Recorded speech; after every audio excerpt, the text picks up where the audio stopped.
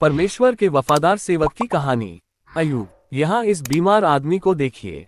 उफ, उसकी हालत कितनी बुरी है। जानते हैं यह आदमी कौन है? यह अय्यूब है और जो औरत खड़ी है वह उसकी पत्नी है। पता है वह अय्यूब से क्या कह रही है? वह कह रही है, परमेश्वर को बुरा भला कह और मर जा। लेकिन उसने ऐसा क्यों कहा? और अय्यूब इतना बीमार क्यों है? चलिए देखते हैं। अय्यूब उस देश का रहने वाला था जो कनान के पास ही था। मिस्र में याकूब और यूसुफ के मर जाने के बाद पूरी धरती पर सिर्फ वही ऐसा आदमी था जो यहोवा का वफादार सेवक था। वह यहोवा की हर आज्ञा मानता था, इसलिए यहोवा अय्यूब से बहुत प्यार करता था।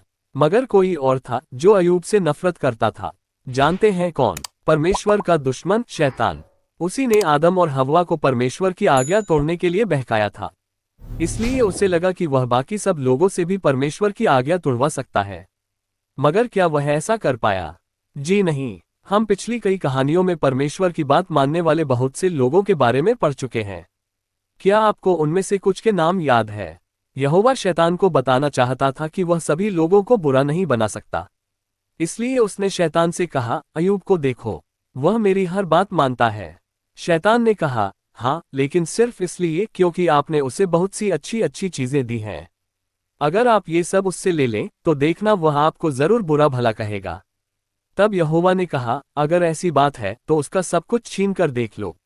जाओ, तुम अय्यूब का जितना भी बुरा करना चाहते हो कर लो। बस एक बात का ध्यान रखना, उसकी जान न लेना। फिर देखते हैं वो मुझे बुरा भला कहता है कि नहीं। अय्यूब की पत्नी उसकी बुरी हालत देखकर बहुत उदास है। इसके बाद जानते हैं शैतान ने क्या किया। सबसे पहले उसने कुछ लोगों के जरिए अय्यूब के ऊंटों और गाय बैलों की चोरी करवा दी और उसकी भेड़ें मार डाली। उसके बाद वह एक भयानक तूफान लाया जिसमें अय्यूब के 10 बेटे बेटियां मर गए। आखिर में वह अय्यूब पर एक बहुत बड़ी बीमारी ले आया। इस तरह बेचारे अय्यूब पर एक के बाद एक कई मुसीबतें आईं।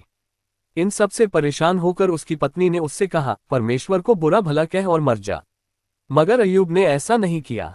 अय्यूब के 3 दोस्त भी उसके पास आए, लेकिन वे अय्यूब के सच्चे दोस्त नहीं थे। उन्होंने उससे कहा, तुमने जरूर बुरे बुरे काम किए होंगे, इसलिए तुम पर इतनी तकलीफें आई हैं। इन सब बातों के बावजूद अय्यूब के मुंह से एक भी गलत बात नहीं निकली। ये देखकर यहोवा बहुत खुश हुआ। उसने बाद में अय्यूब को ढेर सारी आशीषें दी, जैसे कि आप नीचे की तस्वीर में देख सकते हैं।